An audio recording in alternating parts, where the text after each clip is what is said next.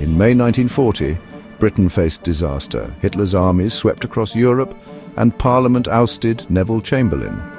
Churchill, a conservative, became Prime Minister, but he knew he couldn't win the war alone. He needed the support of Labour and the trade unions, the backbone of the British workforce. Churchill turned to Ernest Bevin, legendary union leader, and offered him the role of Minister of Labour. Bevin accepted, and with other Labour leaders like Clement Attlee, joined a wartime coalition. Party politics were set aside. National survival came first. This coalition was a pact.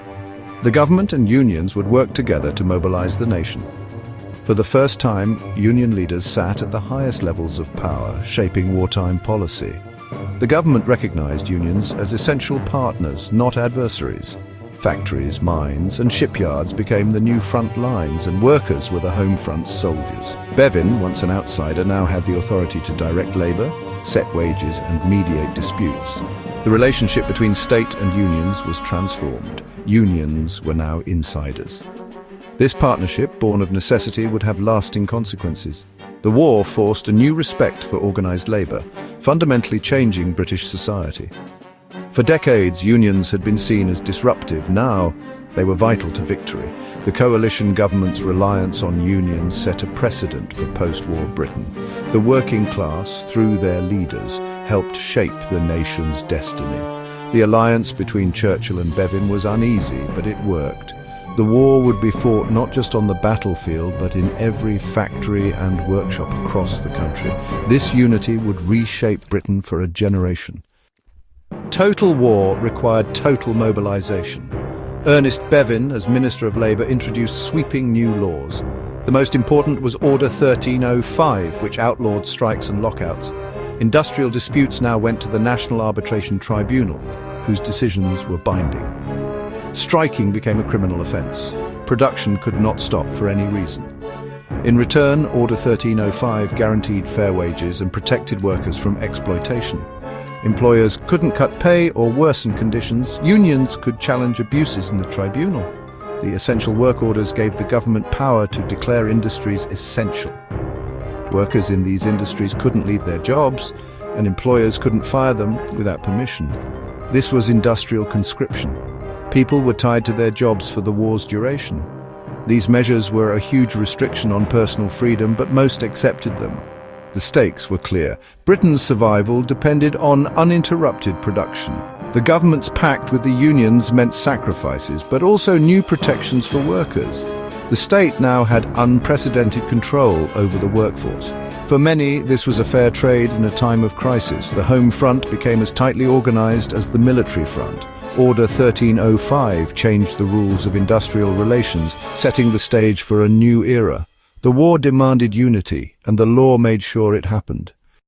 Even with strikes banned, industrial unrest didn't vanish. Unofficial wildcat strikes erupted, driven by frustration and harsh conditions. Miners, especially in South Wales and Kent, protested low pay and unfair wage systems. Coal was vital. Without it, the war machine would grind to a halt. The government couldn't prosecute thousands, so it often negotiated, quietly addressing grievances. Other sectors saw unrest too. Bus drivers, dock workers and factory hands walked out over exhausting hours and dangerous work. These strikes weren't about sabotaging the war, they were about dignity and fairness. The government balanced enforcing the law with listening to workers' complaints. Some strike leaders were arrested, especially those seen as political agitators, but Bevin's Ministry of Labour usually sought compromise, not confrontation.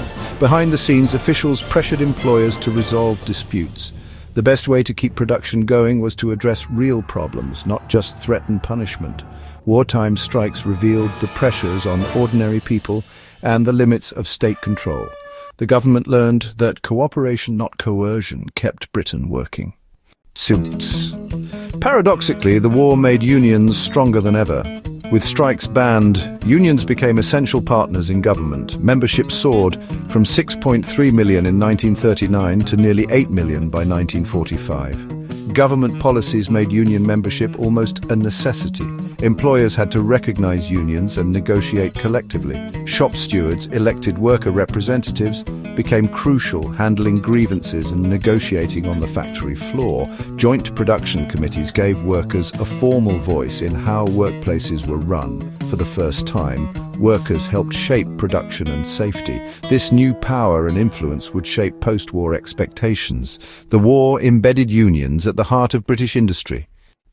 The Second World War was truly the People's War. The home front became a battlefield. Everyone faced danger, hardship, and long hours.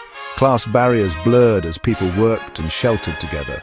War brought full employment, ending the mass joblessness of the 1930s. Rationing and government campaigns like Dig for Victory ensured fair shares and better nutrition for many.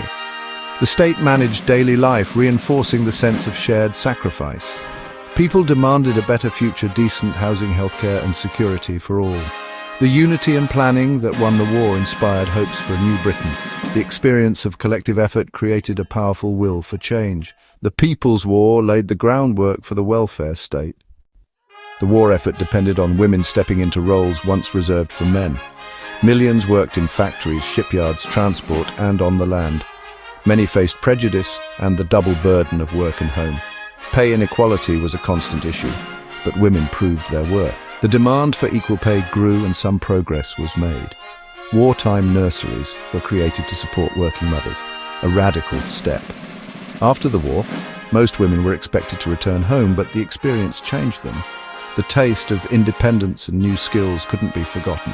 Women's wartime work challenged old ideas and sowed the seeds for future equality. The factories of wartime Britain became the birthplace of a new women's movement. As victory neared, Britain looked to the future. The shared sacrifice of war created a demand for a new social contract. The 1942 Beveridge Report promised a welfare state from cradle to grave. Its vision end poverty, disease, ignorance, squalor, and unemployment.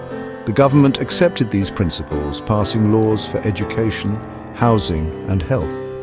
Wartime planning made these reforms seem possible. In 1945, voters chose Labour and Clement Attlee to build this new Britain. The partnership with unions and the demand for justice led to a political earthquake. The war's legacy was a transformed nation, committed to fairness and security for all. The work of building a new Britain was just beginning.